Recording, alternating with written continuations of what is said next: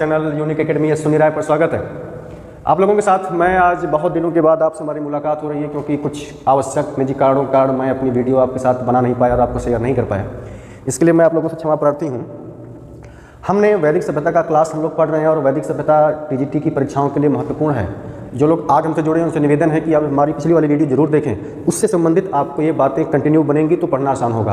अभी तक हमने ऋग्वेद और सामवेद के बारे में पढ़ा, उसके ब्राह्मण ग्रंथों के बारे में पढ़ा। आज हम शुरू करेंगे यजुर्वेद के बारे में शुरू करेंगे, यजुर्वेद,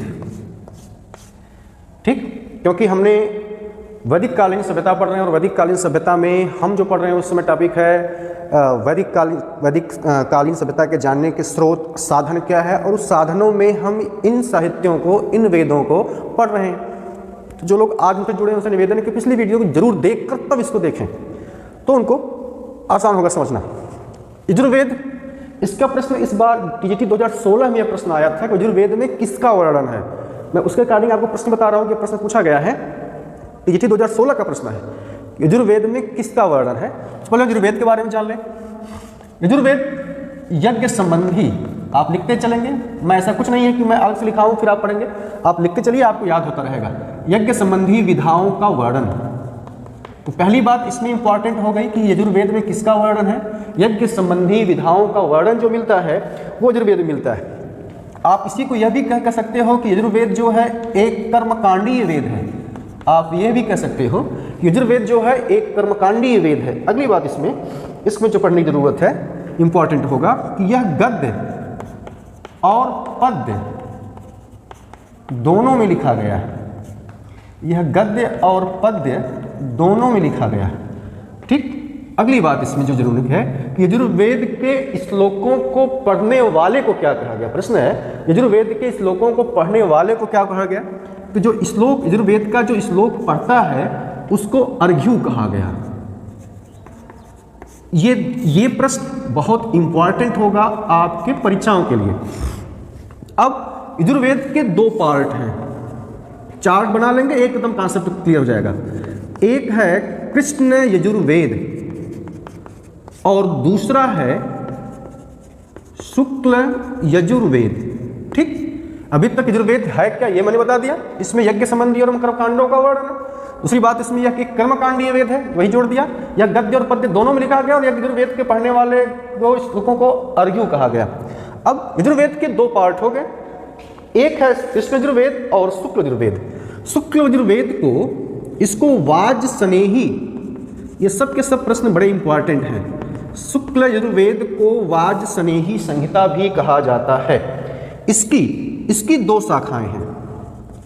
चार्ट आपको याद है, कृष्ण मध्यादिन, याद रखिए, सब टीजीटी के लिए इंपॉर्टेंट है। यजुर्वेद को वाज स्नेही कहा जाता है। इसकी दो शाखाएं हैं, कृष्ण और मध्यादिन, ठीक है। अधिकांश विद्वान जो है शुक्ल यजुर्वेद को, अधिकांश इतिहासकार हैं, विद्वान हैं, ये शुक्ल यजुर्वेद को ही वास्तविक यजुर्वेद मानते हैं। सब आप डाटा एकदम लिख लीजिएगा, शुक्ल यजुर्वेद को, क्योंकि टीजीटी में डाटा नहीं, इतिहास में तो कुछ नहीं। शुक्ल यजुर्वेद को अधिकांश इतिहासकार वास्तविक यजुर्वेद भी मानते हैं। अब हम कृष्ण यजुर्वेद की बात करते हैं। इसकी चार शाखाएं हैं, चारों पूछा गया एग्जाम में टीजीटी के प्रश्न में कि जो मैत्रेयी संहिता, खासकर मैत्रेयी को बहुत पूछा है, मैत्रेयी संहिता किस यजुर्वेद की शाखा है। प्रश्न है मैत्रेयी संहिता तो कृष्ण यजुर्वेद की शाखा है। तो चारों हम संहिताओं के नाम सुन लें। तो पहला हो गया काठक संहिता, दूसरा कपिस्थल संहिता और तीसरा मैत्रेयी संहिता। मैत्रेयी संहिता और चौथा हो गया तैत्तिरीय संहिता। चार शाखाएं, काठक संहिता, कपिस्थल संहिता, मैत्रेयी संहिता और तैत्तिरीय संहिता। अब शुक्ल यजुर्वेद, यहां हम बात बढ़ाते हैं। शुक्ल यजुर्वेद का ब्राह्मण ग्रंथ कौन है। शुक्ल यजुर्वेद का ब्राह्मण ग्रंथ तो वो है शतपथ ब्राह्मण ग्रंथ। शतपथ ब्राह्मण ग्रंथ, इसकी खास बात, इसमें क्या क्या वर्णन है। तो पहले बात, सभी ब्राह्मण ग्रंथों में आप यह लिख लेंगे कि सबसे बड़ा ब्राह्मण ग्रंथ है।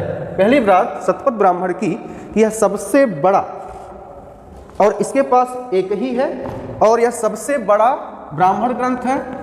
इसी को आप यह भी कह सकते हो कि सबसे प्राचीनतम ब्राह्मण धर्म ग्रंथ है। इसके लेखक, शतपथ ब्राह्मण के लेखक याज्ञवल्क्य के ऋषि हैं। शतपथ ब्राह्मण के लेखक याज्ञवल्क्य के ऋषि हैं, बहुत इंपॉर्टेंट है। इसमें वर्णन क्या है, बहुत इंपॉर्टेंट है। इस शतपथ ब्राह्मण में किसका वर्णन है, तो नंबर 1 ये टीजीटी का प्रश्न पूछा गया है कि पुनर्जन्म की अवधारणा किस ब्राह्मण धर्म में मिलती है, तो शतपथ ब्राह्मण मिलती है। पुनर्जन्म की अवधारणा पुरुरवरा उर्वशी आख्यान इसी में मिलता है। अगला, च्यवन ऋषि की जलप्लावन की कहानी भी इसी में मिलती है। ठीक है, तो ये रहा आप लोगों का बहुत ही इंपॉर्टेंट यजुर्वेद से संबंधित चीजें। यजुर्वेद कर्मकांडीय वेद है, यज्ञ संबंधी विधाओं का वर्णन है, गद्य और पद्य में लिखा गया। श्लोकों को इसके गाने वाले को अर्घ्य कहा गया। इसकी 2 शाखाएं हैं, कृष्ण यजुर्वेद और शुक्ल यजुर्वेद। कृष्ण यजुर्वेद और शुक्ल यजुर्वेद। कृष्ण यजुर्वेद की 4 शाखाएं, काष्टर, कपिष्टर, मैत्रेयी और तैत्रेयी। शुक्ल की 2 है, कृष्ण और मंध्यादिन। अधिकांश इतिहासकार इसी को ही वास्तु यजुर्वेद मानते हैं। इसका एक नाम वाजरायणी संहिता है। शुक्ल यजुर्वेद का ही एक ब्राह्मण ग्रंथ है और एक ही है, वो है शतपथ ब्राह्मण ग्रंथ, जो कि सबसे प्राचीनतम और सबसे बड़ा है।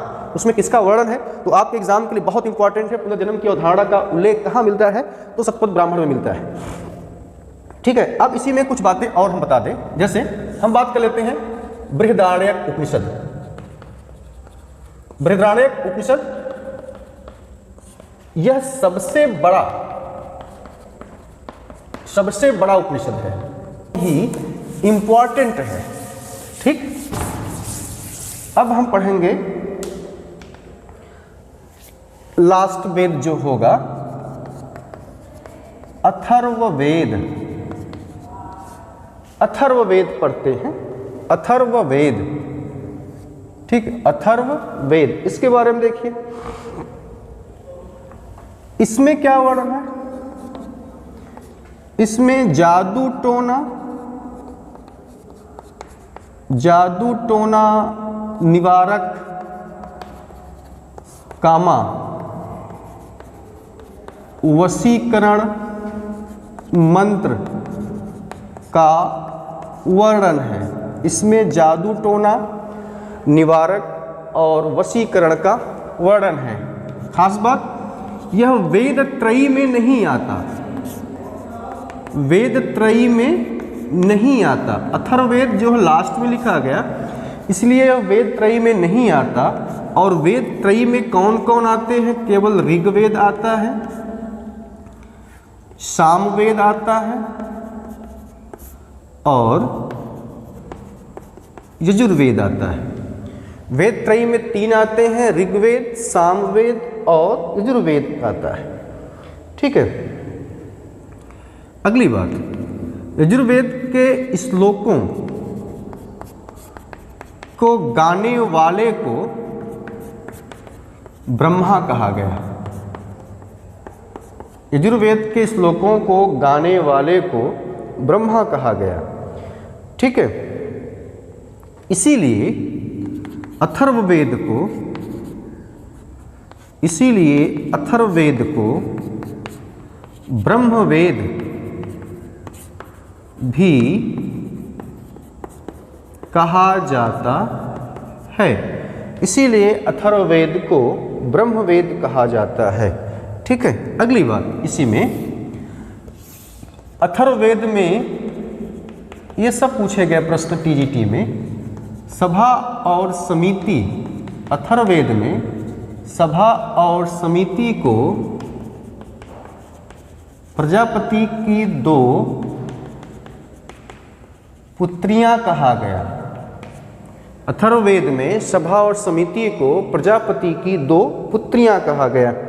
आगे इसी में बात है, अथर्ववेद में ही मगध, सबसे पहले मगध और अंग का उल्लेख मिलता है। अथर्ववेद में ही मगध और अंग का उल्लेख मिलता है। ठीक है, अथर्ववेद का ब्राह्मण ग्रंथ कौन है, ये देख लीजिए। अथर्ववेद का ब्राह्मण ग्रंथ जो है गोपथ, अथर्ववेद का जो ब्राह्मण ग्रंथ है वह है गोपथ। ठीक, इसी में उपनिषद जो है मुंडकोपनिषद, मुंडकोपनिषद में सत्यमेव जयते, सत्यमेव जयते का जो कथन है वह मुंडकोपनिषद से लिया गया है। ठीक है, अगली बात दोस्तों, मुझसे थोड़ी सी गलती हो गई थी यहाँ पर, इसके लिए सॉरी। हमने कठोपनिषद को सबसे छोटा बता दिया है, वो गलत हो जाएगा। कठोपनिषद सबसे छोटा उपनिषद नहीं है, बल्कि मांडूक्य उपनिषद, बल्कि मांडूक्य उपनिषद, मांडूक्य उपनिषद सबसे छोटा उपनिषद है।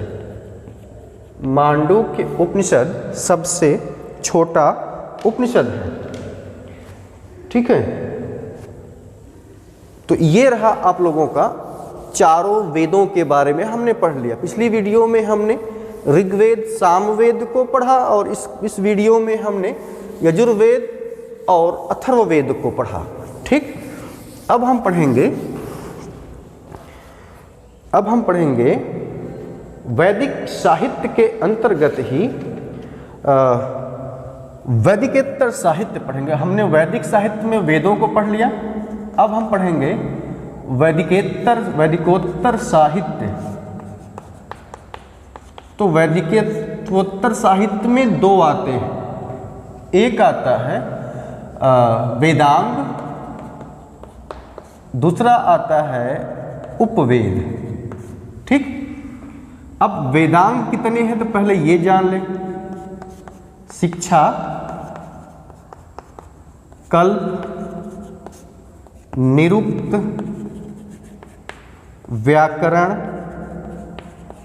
शिक्षा, कल्प, निरुक्त, व्याकरण, छंद और ज्योतिष। शिक्षा, कल्प, निरुक्त, व्याकरण, छंद और ज्योतिष, कुल 6 हैं। अब हम शिक्षा वेदांग के बारे में देख लें। वेदांग जो दोस्तों, यह जो गद्य में लिखे गए, केवल गद्य में लिखे गए वेदांग जो हैं, यह गद्य में लिखे गए हैं। अब इसमें शिक्षा की बात कर लेते हैं।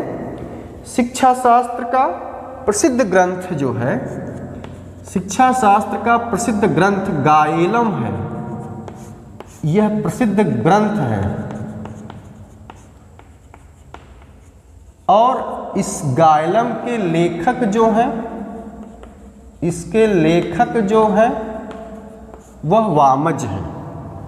ठीक है, अब हम कल्प की बात करते हैं।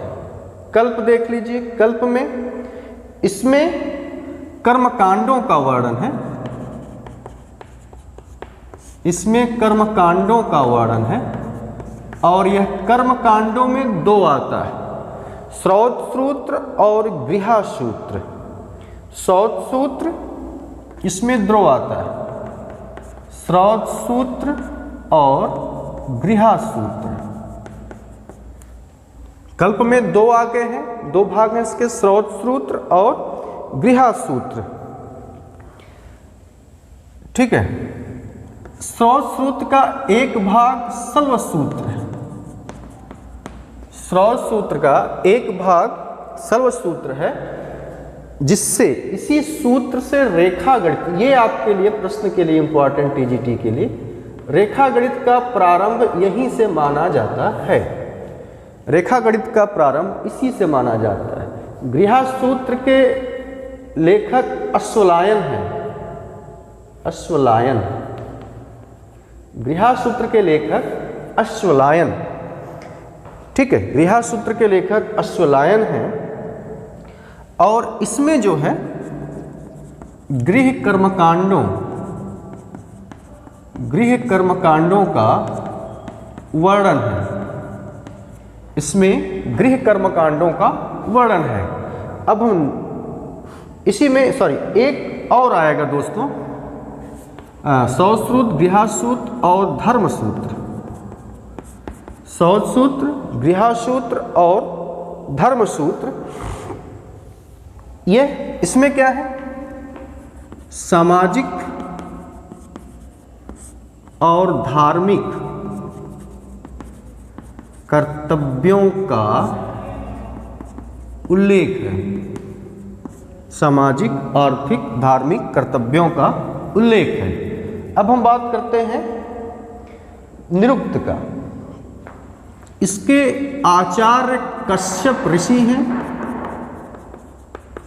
निरुक्त के आचार्य कश्यप ऋषि हैं और इसमें सबसे महत्वपूर्ण ग्रंथ, इसके अलावा याक्त हैं और इनका ग्रंथ है निरुक्त छंद। ये बहुत बार पूछा गया है। व्याकरण में पाणिनि तरी, लगध मुनि, लगध। व्याकरण में सबसे महत्वपूर्ण नाम आता है लगध मुनि, ठीक है। नहीं सॉरी, छंद में आएंगे। व्याकरण में पाणिनि, इनकी पुस्तक अष्टाध्यायी और कात्यायन,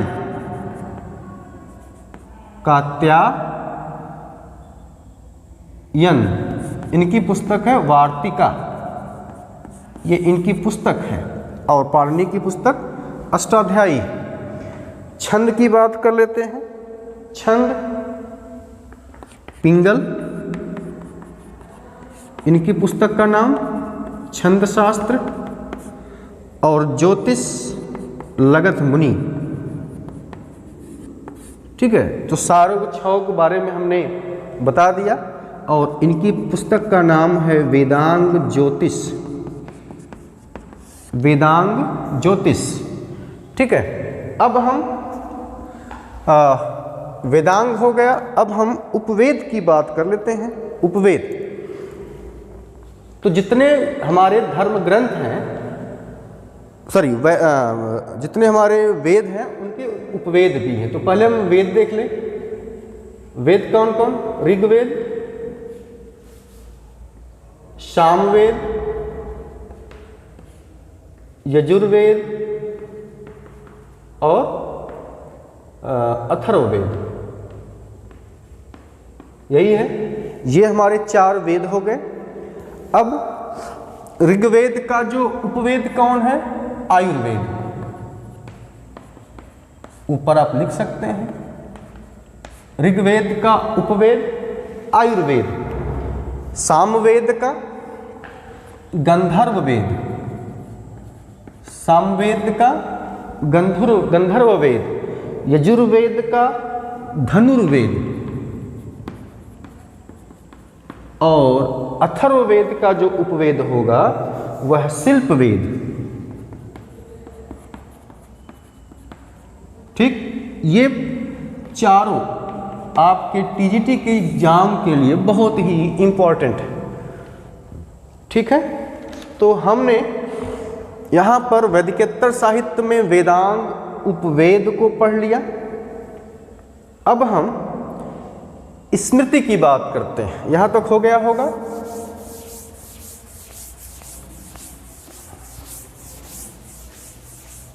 स्मृति,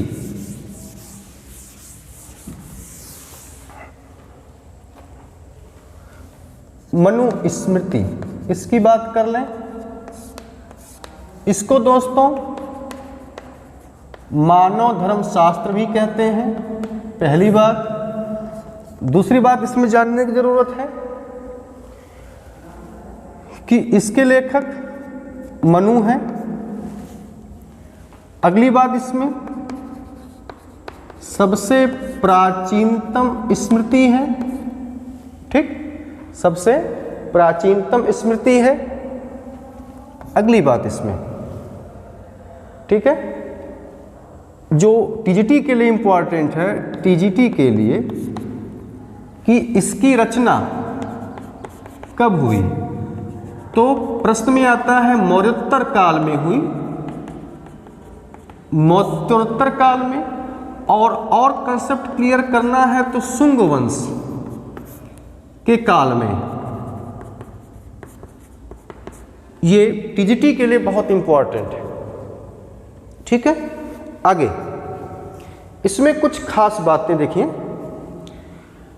मनुस्मृति में क्या क्या निर्णय होता है? चारों वर्णों का उल्लेख है, चारों वर्णों का उल्लेख है। अगला 7 प्रकार के दासों का उल्लेख है, 4 प्रकार के वर्णों का उल्लेख है, 7 प्रकार के दासों का उल्लेख है। अगली बात, स्त्रियों को वेदाध्ययन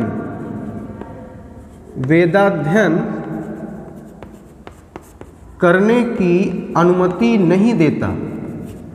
मनुस्मृति स्त्रियों को वेद का अध्ययन करने की अनुमति नहीं देता, ठीक है। स्त्री धन पर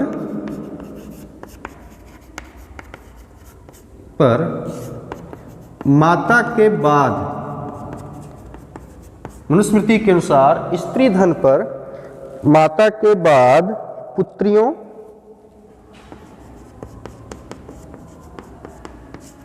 और उसके बाद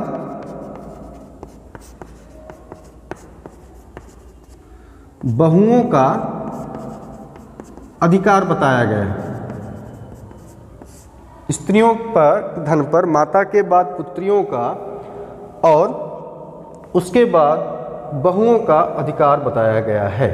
आगे चलिए, अगली बात,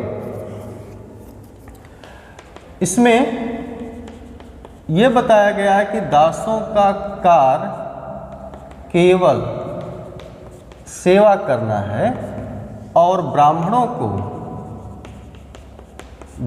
को इनसे अन्न न ग्रहण करने पर जोर दिया गया है।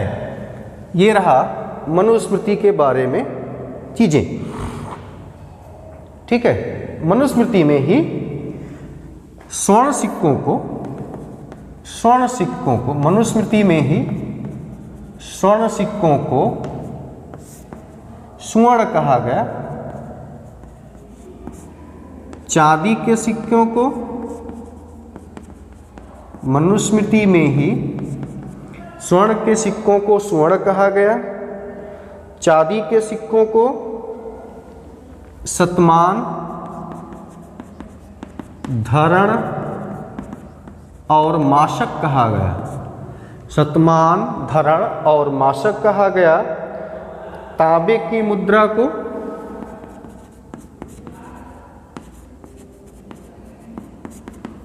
कासार्पण कहा गया। तांबे की मुद्रा को कासार्पण कहा गया।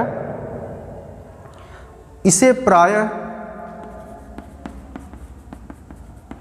पण भी कहा जाता है, ठीक है। इसे प्रायः पण भी कहा जाता है।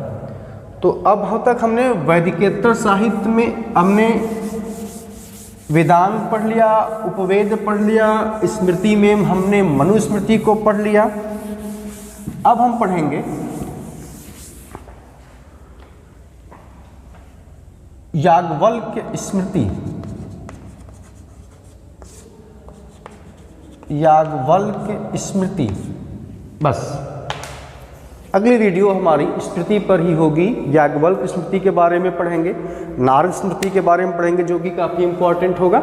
इसके बाद उस समय का हम समाज के बारे में पढ़ेंगे, वैदिक साहित्य का समाज कैसा था, वो हम जानने का प्रयास करेंगे। तो आज के लिए बस इतना ही।